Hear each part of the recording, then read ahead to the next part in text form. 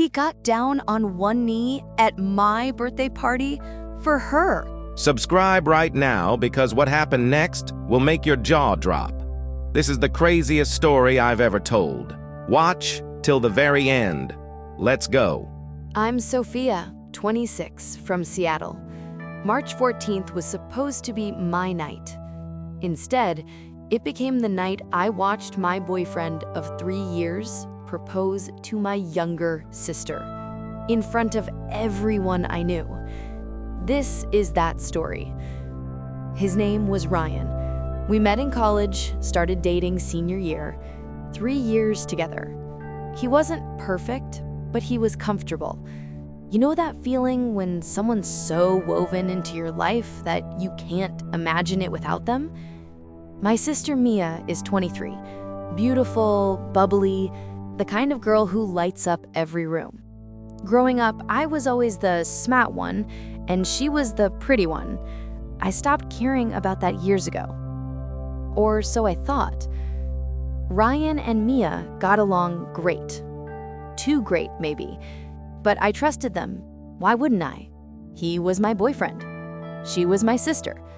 Those are supposed to be your safest people. For my 26th birthday, I planned a big party, rented a rooftop venue downtown, invited everyone, friends, family, coworkers. Ryan insisted on helping, said he wanted to make it special. Red flag number 1, I should have questioned why he was so invested in my party. The week before, he was glued to his phone, texting constantly, hiding the screen when I walked by. When I asked who he was talking to, he'd say work stuff or surprise planning. I believed him. Red flag number 2, Mia started acting weird. Giggling during family dinners, sharing inside jokes with Ryan that I wasn't part of. When I asked what was funny, she'd say, "You had to be there." Except I was there. They just weren't including me. March 14th. The party was perfect. String lights, my favorite playlist, champagne flowing. I wore a red dress I'd been saving for months. Felt beautiful. Ryan showed up late, said he had to pick something up. Mia was already there, wearing this dress.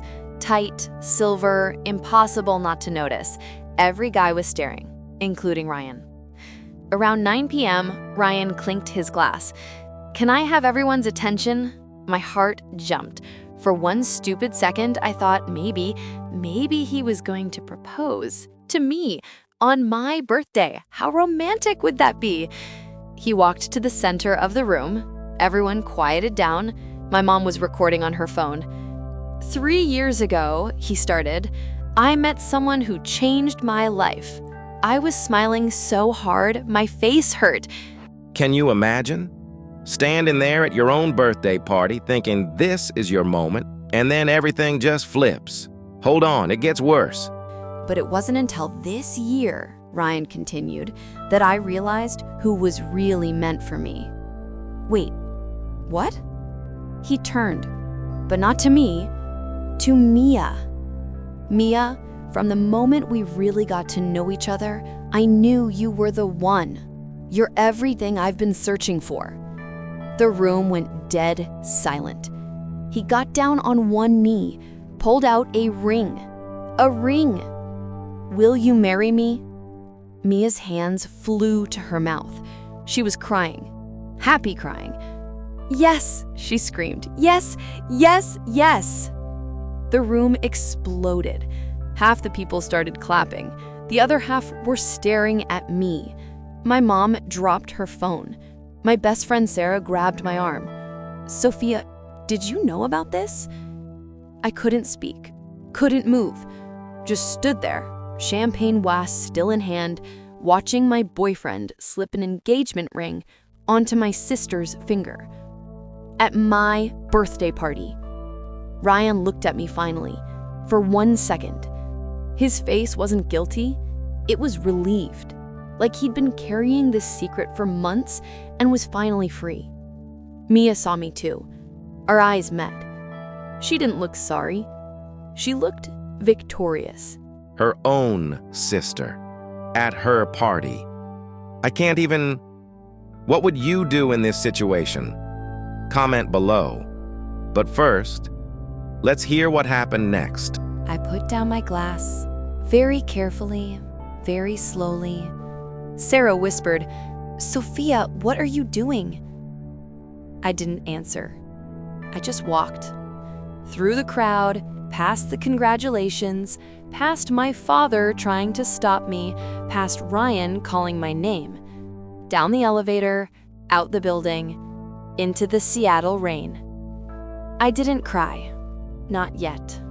I was too shocked for tears. I stood on the sidewalk in my red dress, rains soaking through, mascara probably running, and I laughed. Not because it was funny, because it was so absurd it couldn't be real. Except it was. My phone started buzzing. Calls, texts, all at once. Mom, "Sophia, where are you? Come back." Sarah, "OMG, are you okay? I'm coming to find you." Ryan, "We need to talk, please." Mia, "I'm so sorry you had to find out this way." That last one, sorry you had to find out this way. Not sorry for doing it. Sorry I found out. I took an Uber home, sat in the back seat, dripping water on the leather. Driver kept glancing at me in the mirror, but didn't ask questions. At my apartment, I peeled off the red dress, threw it in the trash, sat on my bathroom floor in my underwear, and finally cried. Not for Ryan, for the 3 years I wasted. For the sister I thought I knew, for the birthday party that became their engagement announcement. I didn't answer anyone that night, just turned off my phone and slept. The next morning, I woke up to 147 missed notifications. Ryan had texted 23 times. The first ones were defensive. "You're overreacting. We didn't plan this to hurt you. Mia and I just fell in love. You'll understand when you calm down." Then they got desperate. "Please talk to me. Everyone's asking where you are. Your mom is worried. This is childish." Then came Mia's messages. Long paragraphs about how it just happened and we tried to fight it and you deserve someone who loves you fully. Translation, I stole your boyfriend and you should be happy for me. Our family group chat was chaos.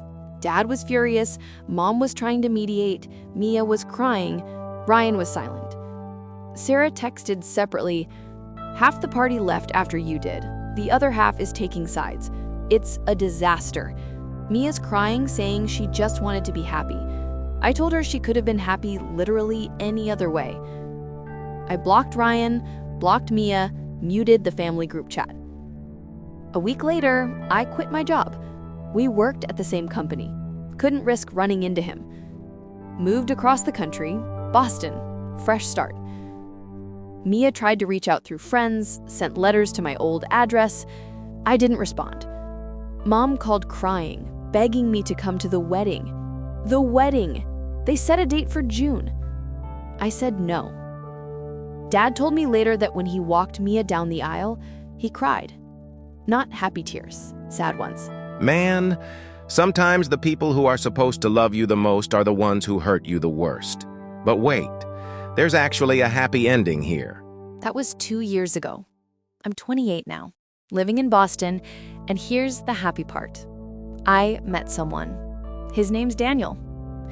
We met at a coffee shop when he accidentally spilled his latte on my laptop. He was so embarrassed, apologizing a million times, offering to pay for repairs. I laughed. We talked for 3 hours.